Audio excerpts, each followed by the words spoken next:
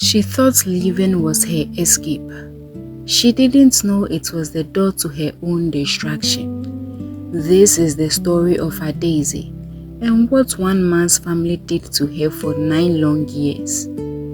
In a small town outside Enugu, there lived a woman named Adaeze. She was 32 years old with 2 children, a boy and a girl, and a smile that made strangers feel at home even when her own home gave her none. Adaeze lived with her aunt. To the neighbors, it looked like family helping family. But behind those walls, Adaeze was the first to wake and the last to sleep. She fried akara before sunrise. She sold bread at the markets until her feet swelled. And every night, she returned to a thin mat on the floor, while her cousins slept in soft beds just a few feet away. Nobody asked if she was tired. Nobody asked if she had eaten. They only asked, "Where is the money?" Every morning, Adaeze sold bread at the same store, in the same spot, to the same tired faces. But one morning, a new face appeared. His name was David. Calm, well-dressed, quiet. He bought 1 loaf of bread and said nothing else. But he came back the next day and the next, until one morning he finally spoke. "You always smile like that," he said, "even when I can see you are tired." Adaeze laughed it off.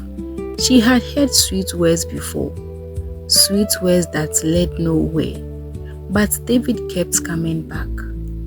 3 weeks later, as Adaeze packed up her tray for the night, David said the words that would change everything.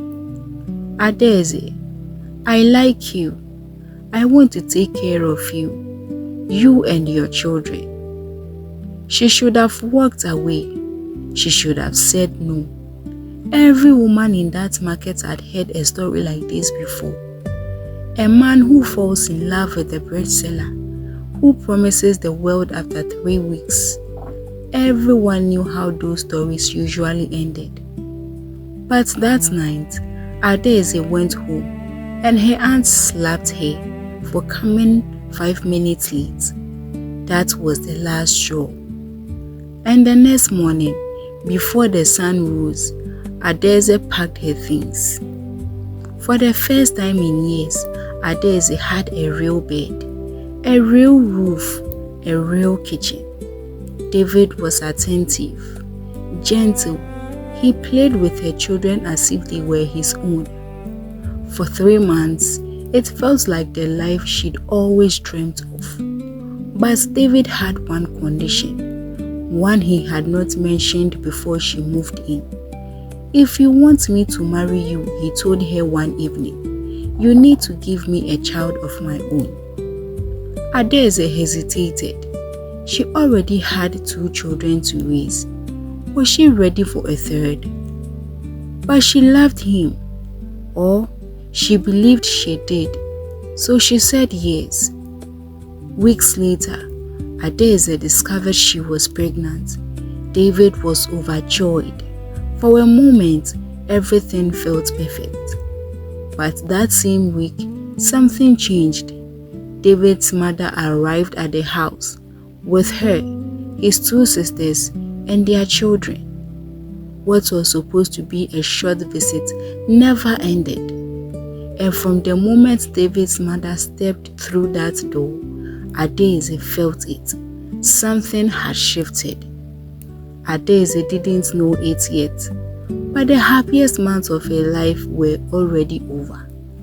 Because the woman who had just walked into her home was about to become the reason for everything that came next. The silence, the accusations, the nights she would cry alone, and the moments David would look at his own unborn child and call it a lie. That story is coming in part 2.